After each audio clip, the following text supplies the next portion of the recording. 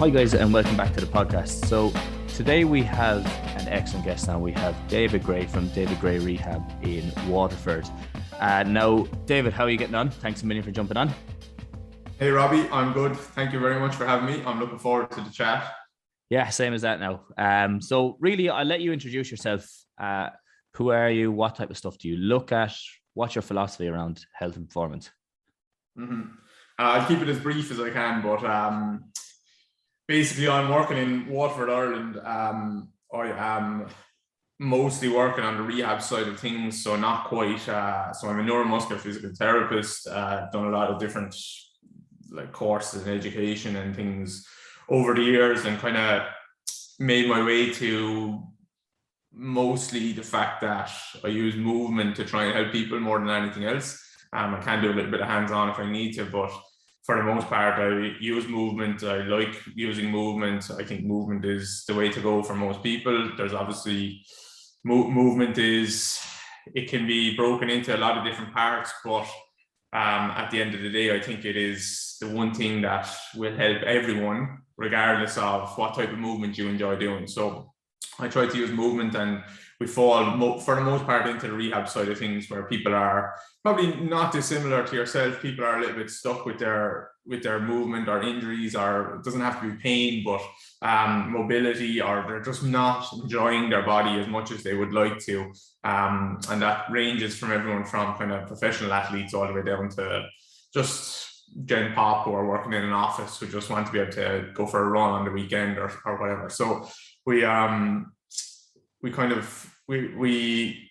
some people and some athletes who are rehabbing all the way from an injury all the way back to high level sport. Some people were just dipping in and out and they were just doing a couple of sessions and giving them a little bit of advice and here's some tips to clean some things up. And then some people were kind of working with on an ongoing basis, where it's an athlete who we check in with once every month, and they're playing games, or that's their job or whatever, and we just check in with them and give them a couple of little tips to supplement their training and make them hopefully feel a little bit better so they can perform a little bit better on the weekend. So a mix of things. And then there's probably 50% of our business now is moving more towards the consulting side of things, where it's working with other coaches, S&C coaches, physios, and just training them up a little bit on the way we view the body, the way we view things. Not saying that like our way or my way is the way. I don't even have a way, to be honest. It's just like, here's what I might do in that situation. And you can it doesn't mean it's right or wrong. It's just another way, another lens to view the body and some options. And so, yeah, so like lots of different things at the moment, probably 50% consulting and then 50% just working with people. And I enjoy the mix of doing both, to be honest. Yeah, good. And I suppose we can't go too much further without mentioning the lower body basics program that you released last year, and it absolutely blew up and took off. And I've had it myself. I think it's an excellent program, and it addresses so many common issues that you have. So what was the thinking behind that when you were developing that? So it was COVID, obviously, and I had a 3-month waiting list, and I can be all fancy and stuff about, or I can be all like, oh, we're going to try and help everyone and help the world.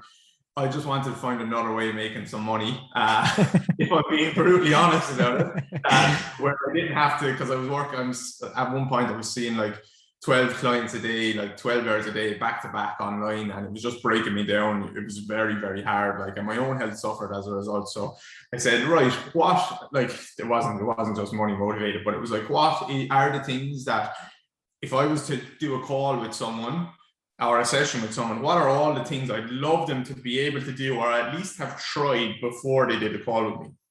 And that kind of I broke that down, and I said, right, if everyone could do all of these things to a decent level, in my experience, pain, which is very complex, it might be nothing to do with any of those things, but pain will tend to be a lot less. Movement will tend to be a lot better, and people will tend to perform a lot better. So we just put that into a simple program people can do 3 days a week, or they can do every day or whatever. And it blew up, which was really cool, because I think the coolest thing was it showed people that you don't need to necessarily use a ton of weight, or you don't need to feel like absolute crap leaving the gym to try and make improvements, or you don't need to maybe sacrifice one thing to gain another thing. So a lot of people will focus on strength, and there's almost an acceptance of, okay, I'm just going to feel like crap as I get stronger and build some muscle,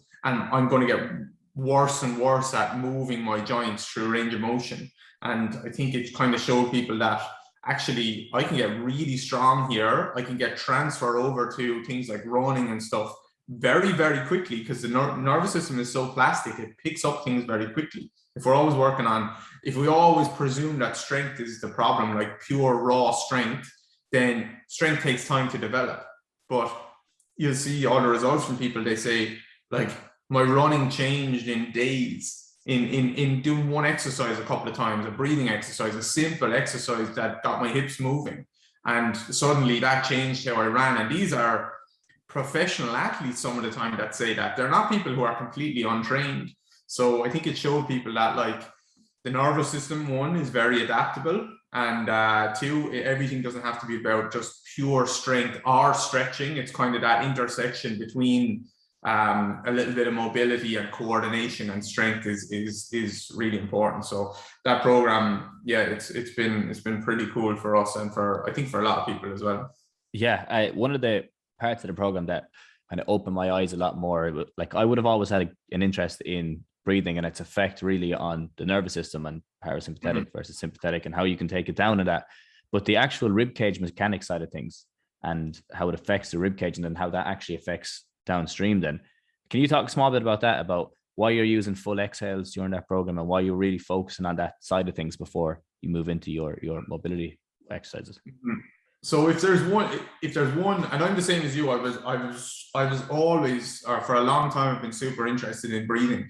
And there's a couple of sides to the breathing stuff, which is one, like, obviously the nervous system side, the parasympathetic, the sympathetics, which a lot of people talk about. Like, yogis have been talking about that for thousands of years. Chinese martial artists, Taoist arts, all of that stuff, a lot of meditation stuff that's coming about now, mental health stuff. But the side of breathing that people don't necessarily talk about or appreciate or understand is the mechanics of breathing. So what actually happens as air comes in and out of our body, and the effect that can have on our rib cage, and the effect that can have on our pelvis, and pretty much every area of our body. When we inhale, our whole body, all our joints do a certain thing, and when we exhale, all our joints do a certain thing. So typically what people will struggle with is a full, complete exhalation. And that is because we kind of live in a society where we're full of mini stressors all the time. So we can't separate, like, the autonomic side of it and the mechanics side of it. They're just linked together. So the more stressed I am, the less ability I usually have to exhale and get air out, because that would be a relaxation. And that would be also, if I exhale, I would start to feel my ribs kind of closing and compressing, and everything compressing and internally rotating there at the front of the rib cage. And that is also something that people can't do very well. People can't flex their spine very well. And we tend to live in a society where we are very extended through our spines. People might not always see that happening. People might say, oh, that person looks like they have a very kyphotic back, but they'll still have a very extended, at least, lumbar spine, quite overextended usually, and pelvis that has gone forward. And if you just want to break it down into the very simplest form, if we understand that all of our joints are joints because they're supposed to move, then the rib cage has the thorax has a bunch of joints that need to be able to move. And if I can't breathe well, those joints are not being brought through their range of motion. They're not being taught to open and close. And the same if I can't inhale. And some people can inhale a lot and exhale even a lot, no problem. But all the movement will appear in a certain part of the rib cage, usually the lower ribs at the front, and usually they will tend to open up quite a bit and they will struggle to close. So there's a lot of ways to look at the rib cage stuff, but it's just massively neglected. If you just break it down, massively neglected part of the body. pretty much the center of the body, where a lot of compensations will spill out from there, in my opinion and my experience. And it's just a bunch of joints that we should be able to move, and most people cannot move at all. Okay, and do you think that is like going, I suppose, as you were saying, you can't separate one from the other. So do you reckon that has a lot to do with, like, as you're saying, in a stressful environment, that people, their breathing rate increases when they're under stress, and then they start to breathe just from the top of their lungs, and then that affects, is that why kind of what you're getting at there, is they kind of fall into that pattern of always been increased like their respiratory rate increasing fairly significantly, and they're always like breathing from the very, very top of their lungs? Is that kind of how it develops initially, or do you think there's both sides of playing to it? It's hard to say. I think I think like our lack of movement is a big part of it, and also our habits and beliefs around movement. So think about like what your parents probably said to you as a child. They probably told you to stand up straight. Now, standing up straight is not standing up straight. Standing up straight to most people is squeezing your shoulder blades back. And that is straight away, like, it's a military posture. That's what our parents would have believed or thought was good posture, quote unquote. So that is straight away compressing the back of my rib cage, and that is pushing my body forward. And as soon as I push my body forward in space, the one thing, there's reflexes in my body that the brain is not controlling them. They're built into the anatomy, and they are pretty much designed to stop me from falling over. So as soon as my body starts to move forward, I squeeze my shoulder blades back, my ribs come up, all these reflexes are kicking in. So toes start to grip, calves are getting really tight, back extensors, back muscles are working really hard to keep me upright. So this is also we're told to make sure we sit up straight all the time. Also means completely squeeze off the back of my rib cage. So there's some movement patterns and habits and beliefs there that are affecting how I breathe. Then we go into the gym and people say, deadlift, squeeze your shoulder blades together. Bench press, squeeze your shoulder blades together. Pull up, squeeze your shoulder blades together. Back squat, do a row, do a press up, everything. People can hardly name an exercise in the gym that says push your shoulder blades apart and get some space into the back of your rib cage and open up. It doesn't really exist, because the gym initially came from a lot of powerlifting, and powerlifters do need to squeeze their shoulder blades together a lot because they do want to be super stiff. They don't want to be able to move well. If the more movement they have available in their body, the less weight they can push. So they need to be stiff. So this is so now we're training and we're maybe exasperating this. And then our life stresses are very inhalation based. If you think about someone who is very stressed or having a panic attack, what are they going to do? It's a lot of inhales and very little exhale. They're taking a lot of air in. So we're not necessarily walking around doing that, but we are doing it. A lot of people are doing a mini version of that, which is a lot of inhalation, a lot of neck muscles that are working. If people even do an inhale now while they're listening, they can, if you sniff the air in, which is not a relaxed inhale, you'll feel your ribs kind of lifting up at the front straight away, and you'll feel your neck muscles get very active. And that's an inhale through the nose. If you do it in through the mouth, it'll even be even more so. So that is not a good inhalation, because that is maybe expanding some of the front of the rib cage, which some people think is good breathing mechanics, but we also have a back of a rib cage. So an inhale should be able to expand 360 degrees. So are people getting stressed? Is people's breathing suffering because they're stressed, or are people stressed because they're breathing poorly? Because someone, when they're 4 years old, told them to stand up straight. We don't know, but it's probably a mixture of both, I would say. Yeah, that's exactly it, because it can't be separated from the nervous system itself and the way it reacts to different situations. And as I was talking to Ryan Foley from Integrated Kinetic Neurology in the podcast before this, and we discussed that a lot, is that the brain is in a cage, or the brain is in a cave, I should say. All it is it's just picking up from what all the sensory information coming into it. So if you have all these different postures, and as you just said there, that was a big thing when I was working in the gym as well, is that it was really important to tell everyone to chest as proud as you can and really pinch your shoulders back and watch your back and watch your back. And the amount of times I heard it, and then I found that the trainers that really push that would in turn have people that would end up hurting themselves way more often, in terms of they really, really, really pushed it, because people are so consciously aware of it that they start to get little niggles, things start flaring up. So I suppose it can't be separated from it at all. Now, looking at what you were saying there about, you were talking about breathing from the breathing 360 degrees. What's your thoughts on belly breathing? Because you hear a lot about diaphragmatic breathing, but they really focus on the belly side of things as opposed to expanding everything. So all breathing is diaphragmatic breathing. We can't breathe without it. So that kind of dispels the myth straight away that, oh, this type of breathing is diaphragmatic and the other is not. People that talk about belly breathing a lot and always cue belly breathing tend to not have any idea about breathing mechanics. The belly should expand when I inhale by virtue of the diaphragm descending. That just should happen, and it will happen.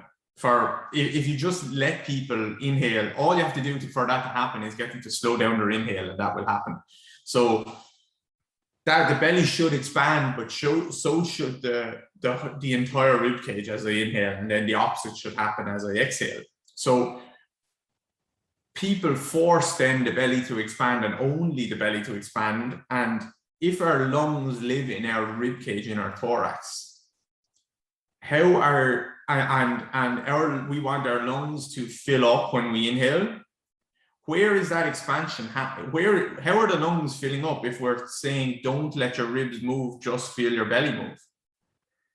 It's a complete paradox. So the lungs need to be able to expand, which obviously if you put a balloon into someone's rib cage and started to pump it up, that would start to get bigger in space, and that would expand, and you'll feel like the bones around the rib cage and the joints are very, very mobile for a reason, because they need to be able to compress and decompress and open and close. So belly breathing just doesn't make sense when you understand the mechanics of breathing. We need our lung tissue to be able to open in every direction and close in every direction, and the belly expands by virtue of that happening, of taking an inhale, not by forcing it. In my opinion, the more people force and cue belly breathing, the worse their breathing becomes easily. That's not hard to see. And the more limited they will be at their joints, and the worst, basically, in my opinion, some of the worst movers are yogis that focus heavily on belly breathing and heavily on passive stretching. They're the teachers of the world, and they move worse than pretty much any other population. But that's not all yogis. That's not yoga. I hate on yoga. It's some of the teachers that focus primarily on that stuff. Yeah, and I could back it up definitely from what you're talking about. Now, looking at, I suppose we were talking about belly breathing there and how you're not really getting air into the full lungs. So looking at how that would develop into a certain condition, I think scoliosis is a good example of it. And scoliosis, in a way, I'd love to get your opinion on it. Is it that people aren't breathing into certain parts of the lungs? Is it that they are, and just over a long time? Is it because of, let's say, injury that's a change their breathing? How does it develop, in your opinion? Mm-hmm. So obviously some of it is genetic, but we all actually have some amount of scoliosis through our spine. Like no one's spine is perfectly straight, and it's not supposed to be perfectly straight. And also, a scoliosis is a very visual, like from someone looking on, it's a very visual representation of an asymmetrical body. Okay, so the spine is bending towards one side or the other side. But we were never supposed to be symmetrical in the first place, because if you cut someone open and looked inside them, like we might say, oh, my right quad looks a little bigger than my left quad. Like they're just some muscles here that are important, but in the grand scheme of things, it's not the end of the world, right? So people who would freak out about half an inch of a leg length difference, or a little bit of a scoliosis, or a little bit of VMO that's a bit bigger on one side than the other, if they actually looked inside themselves, they would say, none of this shit is organized. It's like there's stuff everywhere and nothing is symmetrical. I have one heart, I have an extra lobe of lung on the right side, I have a liver, I'm heavier on the right side. If I cut you down the middle, I would be heavier. So this asymmetry is our brain is heavily asymmetrical.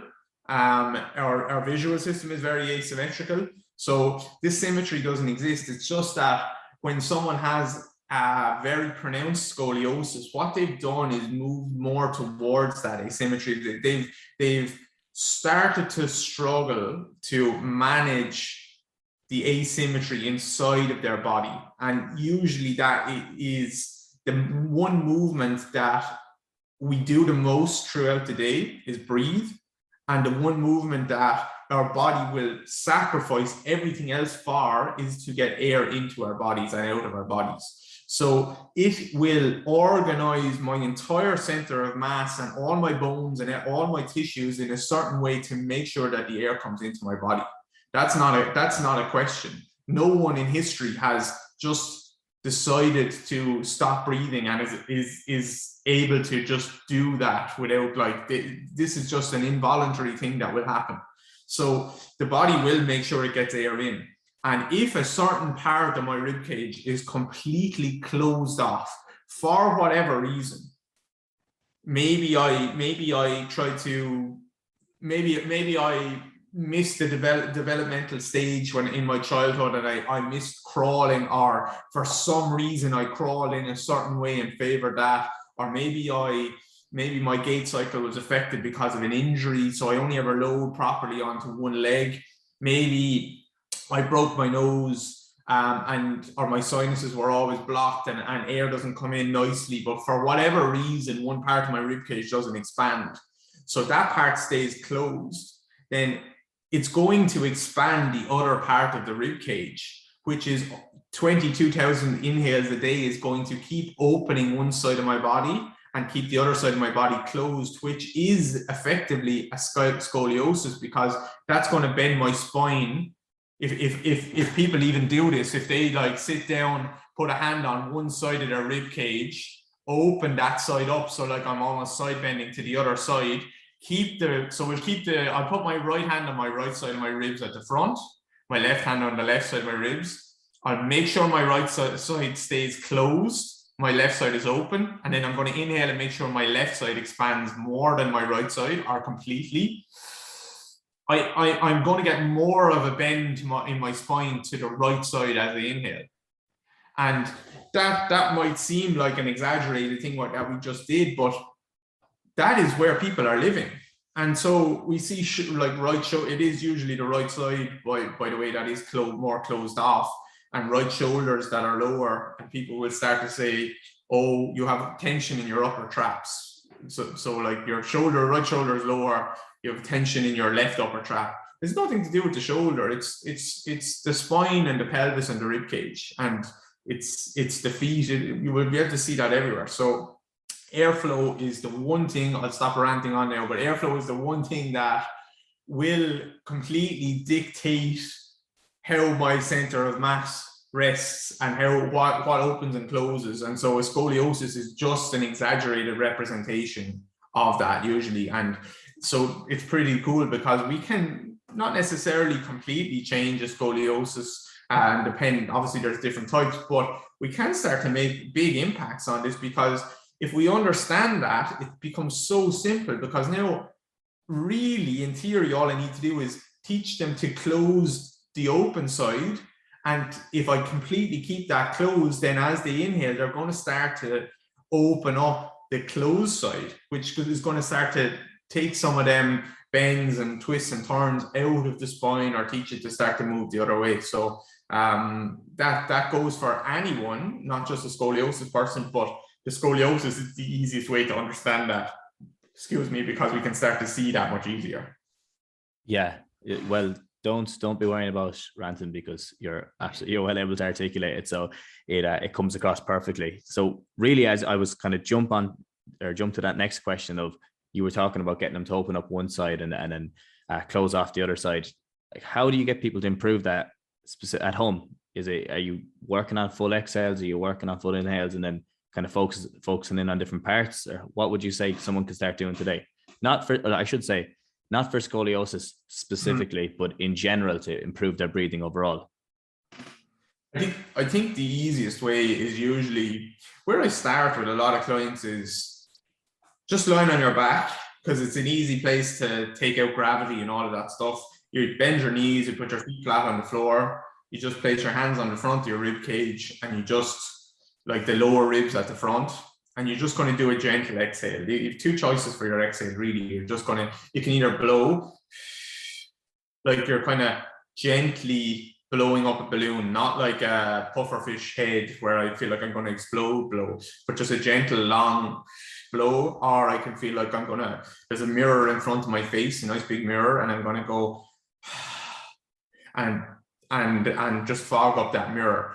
But either way, we would like the exhale to be somewhere between, like, initially they might start with 5 seconds, but it should be getting closer to be like between 10 and 15 seconds, I would say. So really long, really relaxed, but still complete. And people won't be able to exhale. They will have way more air in their bodies than they actually realize. And you'll have to usually have to push yourself a little bit.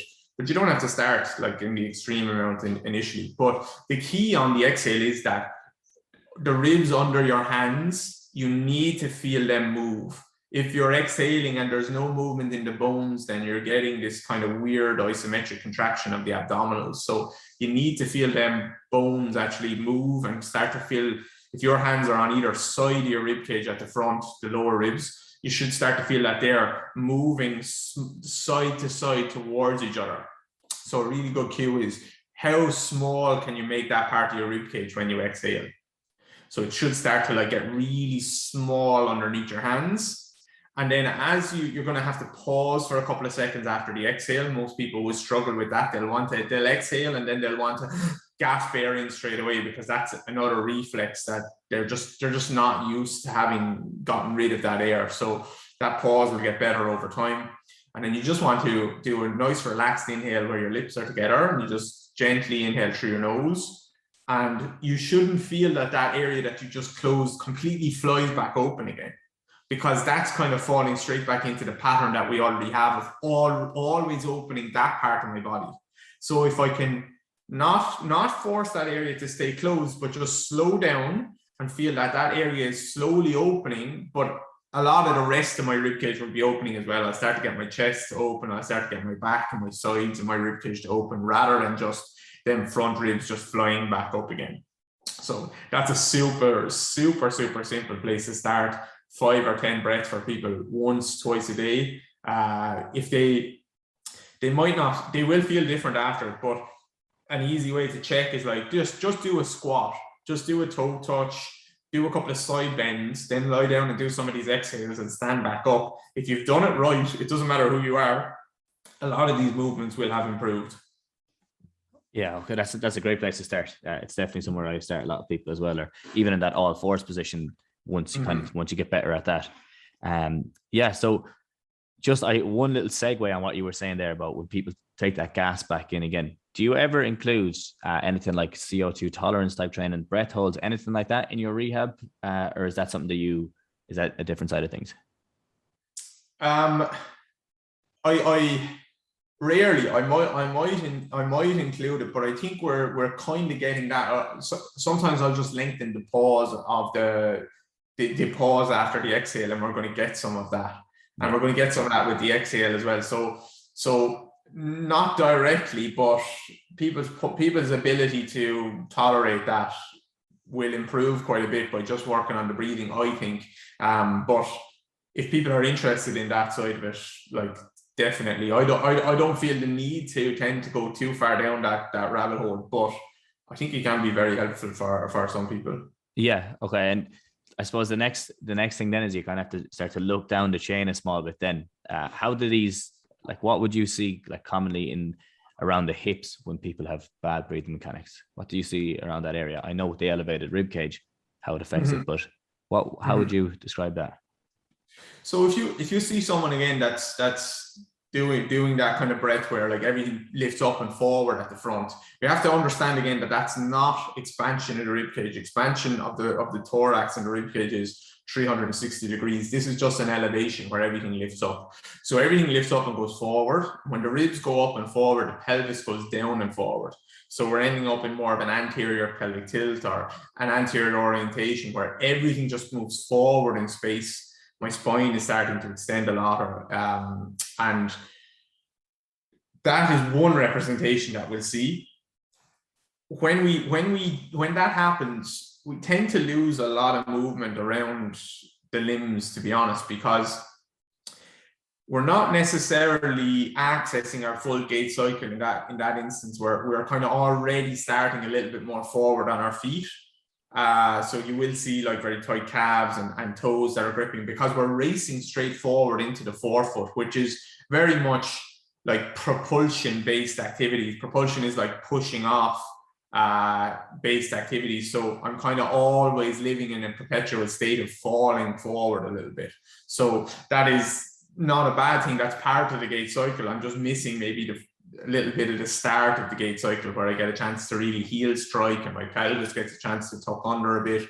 My ribs get a chance to drop down a little bit. So we'll typically see that, which is one thing. And then if we want to go back to the asymmetrical side of things, where you'll see a lot of people will say, I struggle to do a pigeon stretch on one hip, right? On one side of my body, I struggle to do a pigeon stretch. On the other side of my body, I struggle to do like an internal rotation. So they'll be able to recognize, okay, one side maybe struggles with external rotation, one side struggles with internal rotation of my hips. It shouldn't be hard to then, maybe if people had a visual of a pelvis model or something like that, what that's really telling us is that the pelvis is actually just rotated to one side. And when I rotate to one side, I actually I pick up more external rotation, or ability to externally rotate one hip, and I pick up more ability to internally rotate one hip. So a lot of people they'll keep forcing the stretch that on the side that they can't do, but actually it's kind of telling us that we've rotated in one way or the other way.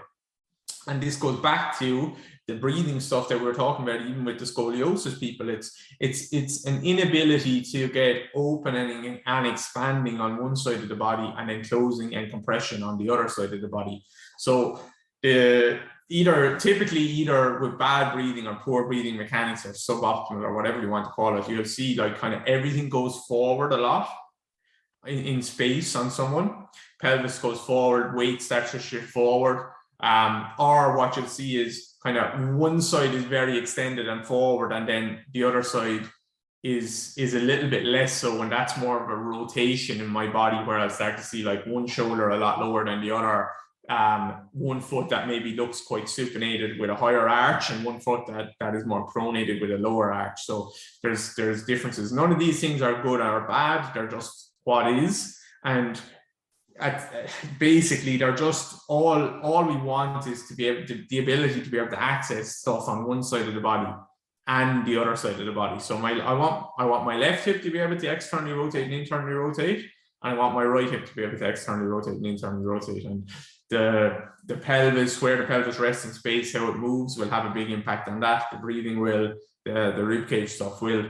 It's just people will typically try to look for like a quite reductionist answer of, I just have a tight piriformis, but muscle doesn't really just decide to be tight for no real reason. It's the position of the bones that is dictating what's happening at the muscles.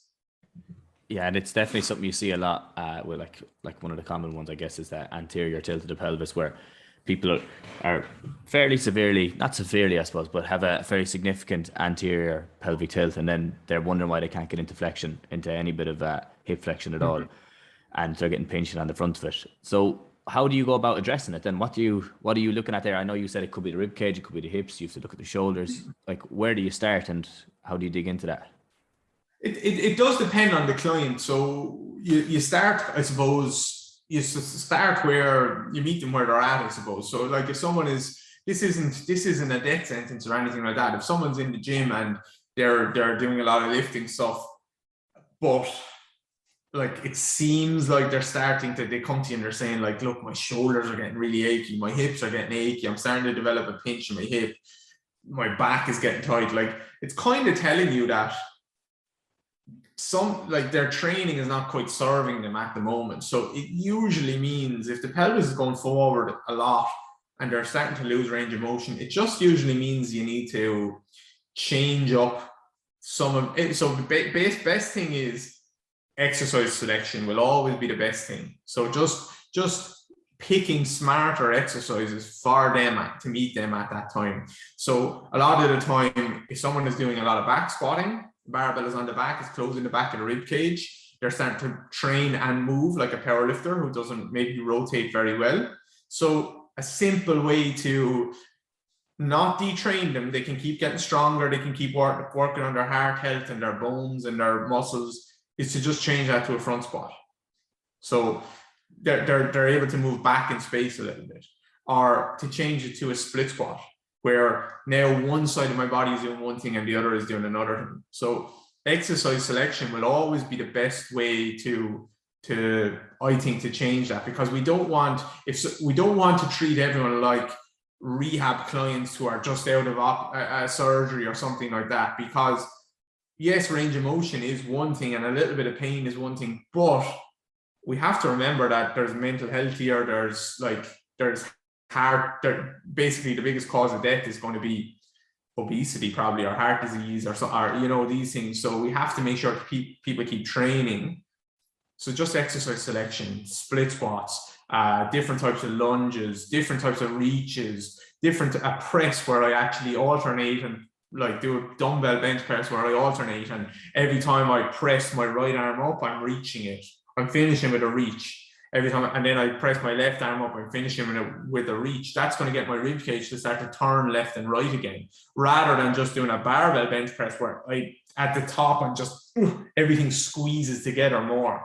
So there's loads of things, and you might need to teach someone how to breathe a bit in the beginning. You might need to sprinkle in some mobility work, but ultimately, if they're always going back in the gym and always doing things that just leave them feeling like absolute crap, then we would probably need to start to maybe sprinkle in some things that make them feel good, and maybe take away some of them things that are not good serving them at the moment. Yeah, you see, I suppose it's so often that you see it with GA players that they're struggling with the same issues. And now that you say it, like the fact that they're just loading up on that back squat, how many people are just, that's their goal, is to get it over whatever 2.0 or 1.6 of their body weight, and they just keep loading and loading and loading. And then on top of that, I suppose you have the side of things that you're always looking at in the gym. If you ever even look up, like if you were to look up how to do a deadlift now, if you're looking up how to do a back squat, if you're looking up to anything, it always brings you back to that form of closing off the back of the ribs. So that's an interesting one. I think that's definitely something that people will take away from, is that you do have to change it up every once in a while, even though it might not be, the research might not be saying, right, change to your front squat now and you're going to get the same performance benefits. But in the long term, it's going to have huge benefit. So I guess really looking at that then, and looking at the pelvis, and then I know we're working from the top down here now, but looking down towards the feet, like what's your opinion on people coming in with flat feet? Obviously it's an issue for some people, it's not an issue for other people. What way do you look at that, and when do you figure out if it is an issue or not, and if that's transferring up the chain or if it's coming from the top down?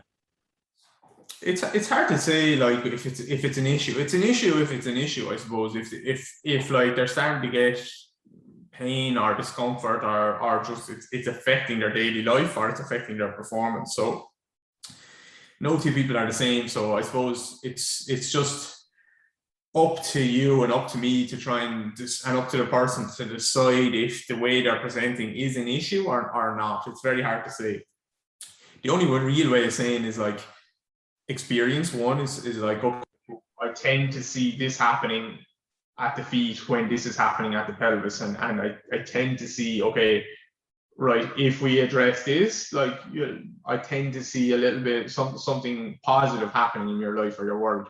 The thing with flat feet is, if you look at a lot of athletes, a lot of the best athletes, a lot of sprinters, a lot of basketball players, a lot of GA players, they will come in with flat-ish feet, and that is pretty cool. I don't want to get too complicated with this, but the reason they're coming in with flat-ish feet, not like completely flat feet, but they're not, you would very rarely see a really, really top class athlete who has to sprint and change the direction and all of that stuff with very high arches, supinated feet. Almost never, because that is a very stiff foot. And if you think about it, when my foot hits the floor, my foot is going to have to flatten out a little bit, okay? Because that's the springiness in my foot. That's like really a lot of force is going into the floor. My foot is going to have to flatten out and it's going to spring me back off again.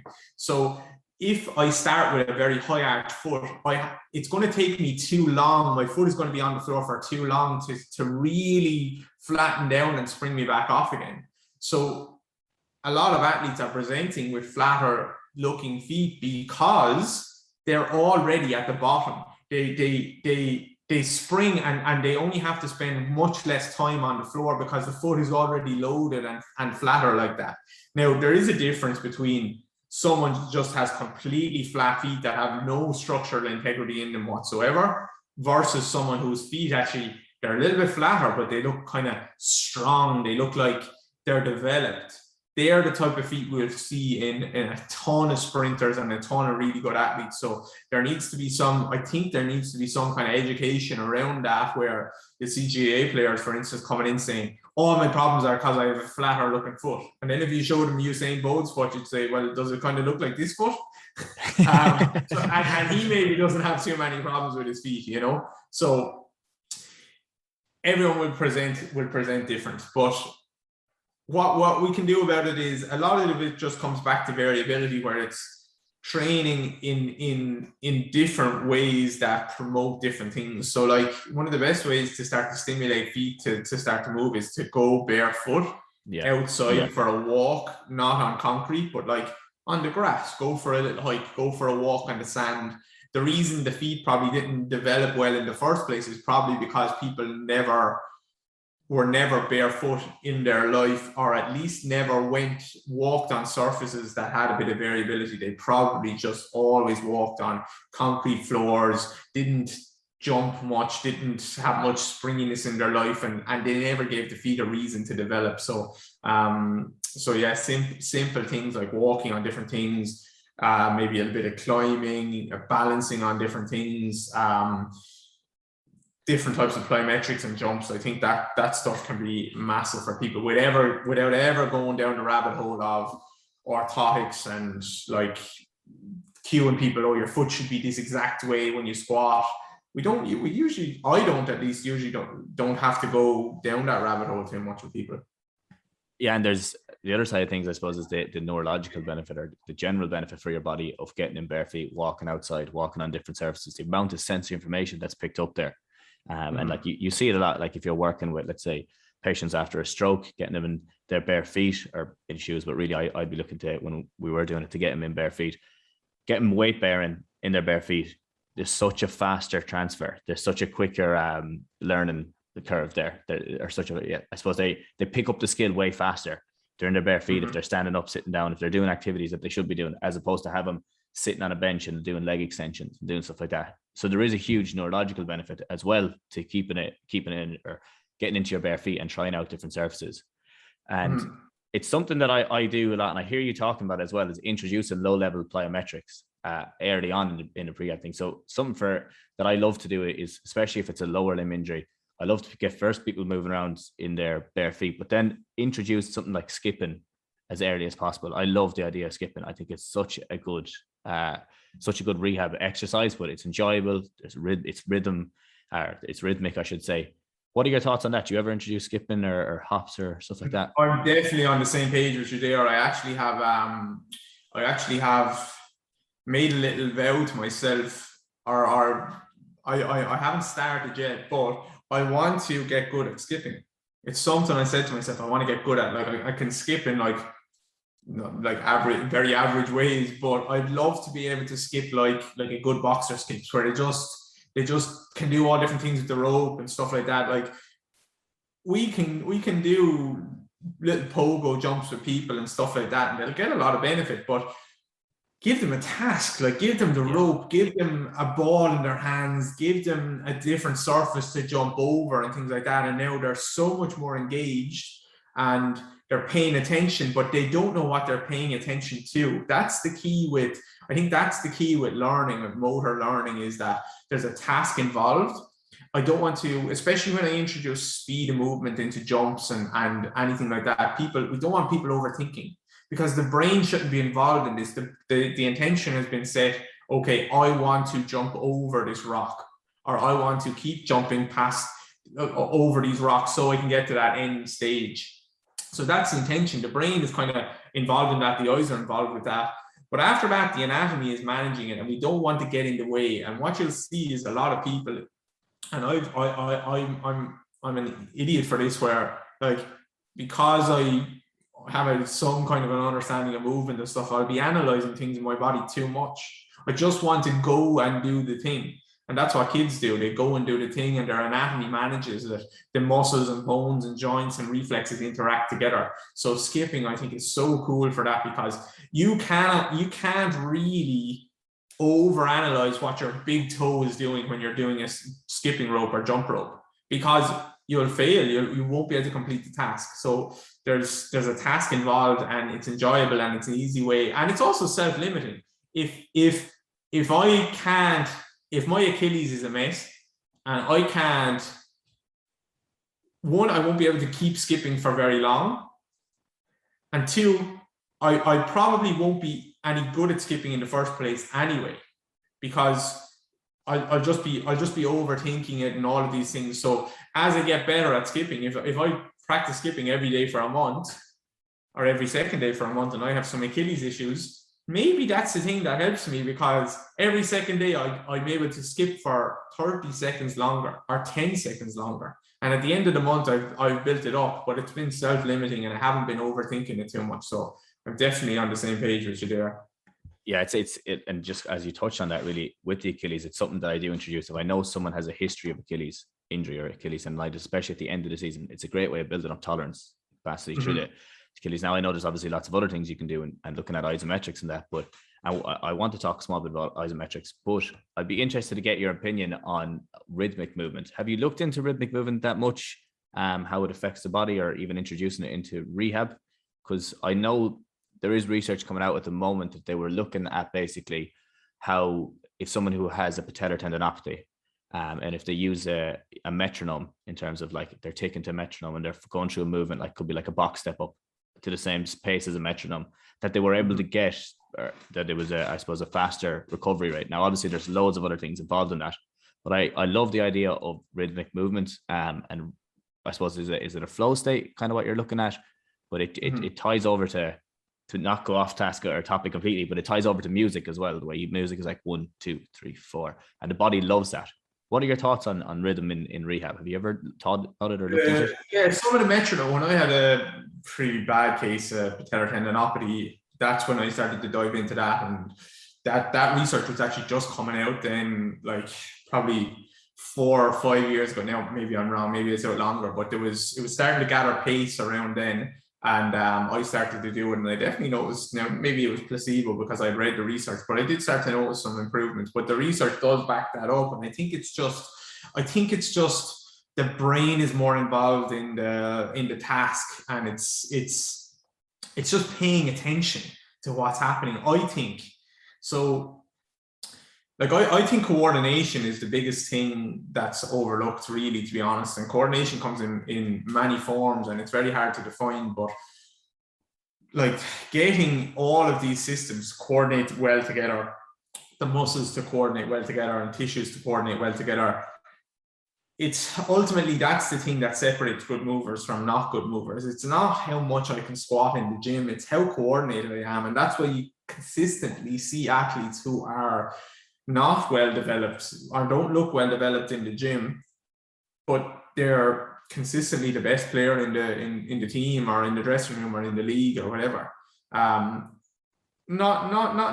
It doesn't mean that they're not well conditioned or their body doesn't move well. It usually moves incredibly well, but they just seem to have this extra sense where, like, they know where to be, they know they can get their body in and out of any situation at any time. they're just one step ahead of the opposition. And that is ultimately, obviously, a very technical and tactical, astute awareness of the game, but also like it's just having movement options in our body, and tissues can coordinate well quickly, much quicker than most other people can do that. And so if we understand like that's the highest level of expression of human movement, is like beautiful rhythmical coordinated movement. And it doesn't matter what the sport is, like you can see it in a dancer, you can see it in a tennis player, you can see it in a ping pong player. It's if you sit there, you don't have to know anything about the sport, but you can just look at someone moving and saying, you'll say, wow, you definitely say like, wow, they look unbelievable here. Same in runners. You sit at your coffee shop, you'll see a coordinated, rhythmical looking runner versus someone who is stomping the floor on every step. So you don't have to understand biomechanics or anatomy to be able to see this and appreciate it. So I do think you're right in saying we should be trying to develop some of these qualities earlier on in the rehab process, rather than just always saying, right, your back squat needs to be X number, your leg extension, your leg press needs to be this much. Yeah, we can do that, but also we want to develop coordination back in the body, and we can't, I don't think we can just put human movement down to a number. I really don't think we can do that. Yeah, it's definitely more coordinate or more complex than that. And I think really what we addressed at the very start in terms of beliefs and attitudes, how that plays into it as well. And who they may have watched growing up, like if they followed Messi growing up or they follow Ronaldo, and then they try to replicate things that they're doing there. And I think what you were talking about there, especially when it comes to tennis players or it comes to runners or people that are at the highest level and performing consistently, and I think I saw you post on it recently about how relaxed they are. It's like a relaxed movement. Anything that they do is such a relaxed kind of easygoing movement. The best guys, as opposed to when you look at a beginner and they're really trying to force something. So it's obviously, I suppose, fallen into that state of that they've just, everything is so well coordinated that they can relax down and let the body take over in those situations. I guess so. But so looking at that then from another perspective, and I kind of wanted to come back to the idea of beliefs and attitudes and how it's going to change movement and how to address it, because I don't want to hold you too much longer now. I'll only hold you another 5 minutes if that's all right. That's okay. So with that, how would you, first, what have you seen in the past about how different beliefs would have affected people's movements? I know exactly, as you were at the very start where we talked about like shoulders back and chest out and stuff like that. Is there anything else you've seen like that in a general sense that commonly that has affected people's movement and ability? The most common belief that you'll typically see in our world, at least, is that someone's like body is broken or unfixable or fragile or whatever it is. And unfortunately, that usually comes from a healthcare provider, like a doctor a lot of the time, or Google or whatever, or someone's mother or someone's friend that says, oh, your back is sore, and then they tell them a horrific story about their cousin who ended up picking up pen off the floor and ended up in a wheelchair, and like, now I'm afraid that this is going to happen to me and stuff like that. And so that's the most common limiting belief, I would say, that our bodies are fragile and they shouldn't be able to move, and we should only move them in certain ways. And like, hopefully people are starting to dispel that myth a little bit more and be a little bit more aware of this is the thought process. And it's easy to fall into that thought process, especially if you're in pain. And then the other one, which is kind of the same, which goes along with that, is like, pain means that there's something wrong or that I'm broken, and pain, I own my pain. So like, when someone goes into a doctor's office and the doctor says, or a physio or whatever, the physio says, how is your pain today? Like, they're automatically giving them ownership of this pain. So they're like, oh, my pain is worse today. It's like, it's mine. I own it. I need it. It's how I identify with myself that I have back pain, not another sensation. Like, well, I don't identify myself as I'm happy today, which means I'm always going to be happy every single day, or I'm sad today, I'm always going to be sad. I am a sad person. No, it's just some emotion, and some sensation that I'm feeling at the time. So I think we need to be careful with giving people ownership of their pain and help them understand that it is just a moment in time that something is happening. It doesn't mean I'm broken. It doesn't mean I need to limit my movement. It's just an output, another thing that out of very complex body and system that we have. It's just an output that your nervous system decided to give. And if it decides to give it like that, we can hopefully help people understand it and hopefully help them get rid of it, because it's not something that we want, but it's also not a death sentence, I think. So those are the biggest beliefs, I would say, that limit people at least. Yeah, that's a very interesting one. The way you were saying that they do own it, like, because it is definitely something you see. Like, I've had a bad back. My father has had a bad back. Everyone in my family had a bad back for years. Like, so they're after setting themselves up for failure from the very start. But yeah, and addressing that it can be difficult at times, especially when it's so ingrained in them. Now, I guess this is going to be a massive segue. Just on the last question I'll ask is using isometrics in a rehab context. In the lower body basics, they're in there and they're excellent and they work so well. When do you use them and why do you use them? They're a good place to start because they're safe usually. So they're safe because, like, they're limiting movement. There is no movement when we do an isometric, and so that's one reason. Another reason is because we can. It's a good way to get people into a certain position that they might struggle with, and it's very hard to avoid loading the tissue that I'm trying to load if we do it in an isometric. So if I do an isometric split squat at a certain angle, I have a fairly good idea, right, their quad is going to be loading in this way now. Whereas if they're doing a split squat up and down, it's more of a complex movement. There's more moving parts, and they could use a million things to kind of come up and down. Now they could in the isometric as well, but it's usually less complex and an easier way to load tissues. So there's two like easy-ish explanations as to why isometrics are good. A more complex explanation, especially in the lower body basics program, not that I tell people this explanation, but a more complex explanation would be that as we, like, I think the highest form of human expression is probably sprinting. It's basically, if you can still sprint, you can lift weights when you're 80 and you might move well, you might move like crap. If you can sprint when you're 80, you probably move really well. But if you lift weights, you'll probably move pretty well as well. But sprinting, like, is number one, I think. So when we look at sprinting, our anatomy is set up in such a way, when we look at faster running, that the muscles are starting to act, particularly the biarticular muscles, which cross two joints, are starting to act more isometrically. It's not something that people really understand or appreciate, or even the research is necessarily backing up at the moment, but I think it will get there soon. So if you think about something like hamstrings or rectus femoris that crosses the hip and the knee, a lot of people will train the hamstrings like eccentrically, concentrically, which is fine. I do too, but they usually miss out isometrics, which is what the muscle is doing, or at least trying to do. I think when we sprint, when we go into that late swing phase, the muscle is trying to contract isometrically, and that allows the energy then to be transferred from something like a hip to something like a knee. If the muscle is lengthening and shortening, that muscle is kind of using the energy rather than transferring it down the chain or up the chain.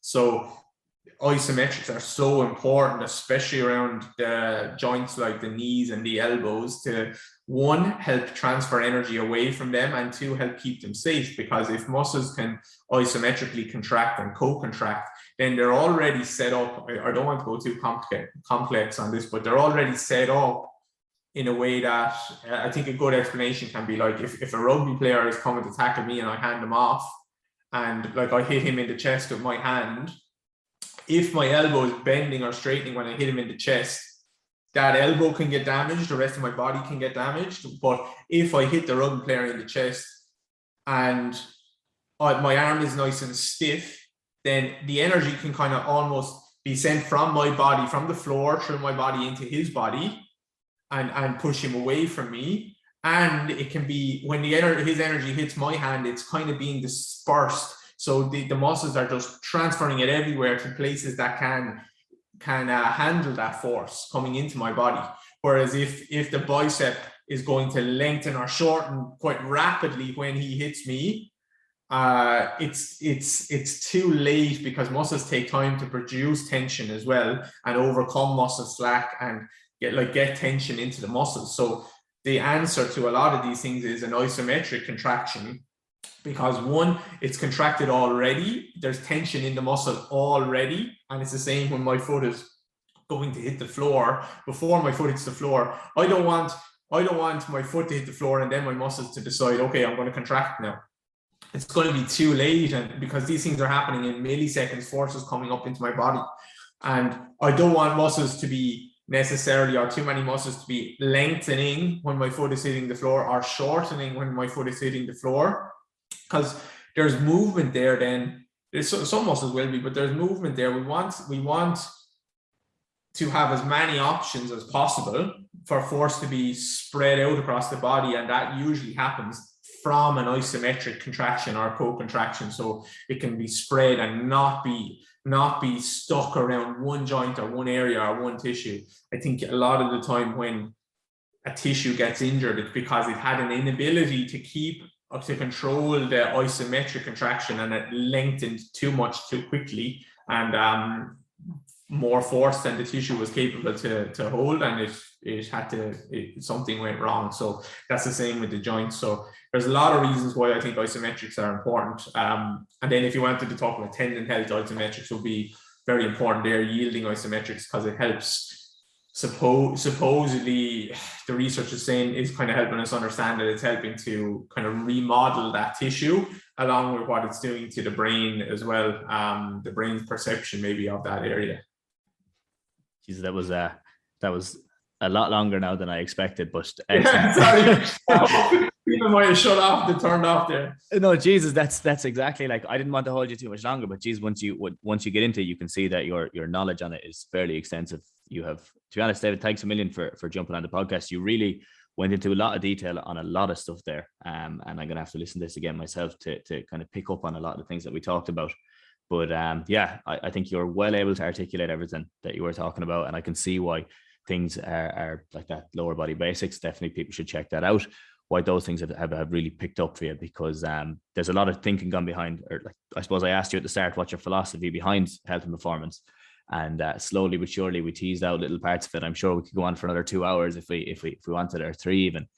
But I think that you're definitely way ahead of the curve at the moment in some of the stuff that you're putting out there, and I think it's excellent. So again, thank you so much for jumping on the podcast. Where can people find you?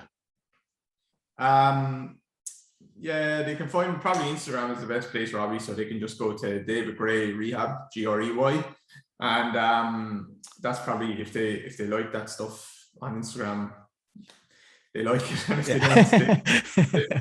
don't, so yeah, no, I appreciate you having me on. I hope it was okay. It's hard. Look, it can be hard to talk about anatomy and stuff sometimes, and biomechanics, without having the visual aid of like people actually seeing things happening and stuff like that. And also obviously different people listening in the audience, and trying to get a message across in the most simple way, but also not diluting it so it's reductionist. Yeah. That's always a challenge, and that's something I'm trying to always like work on and get better at. I definitely need to get better at it. So I appreciate you having me on, man. I know you're doing some excellent work, so it was an absolute pleasure. Yeah, thanks, William. No, that's I suppose we'll leave it at that. That's everything for this week. Everyone go check out David Gray Rehab on Instagram. Not the singer. That's what I got mixed up first when I heard it. But yeah, and then check out the website as well. But yeah, that's everything this week, guys, and thank you so much for listening. Thanks, David.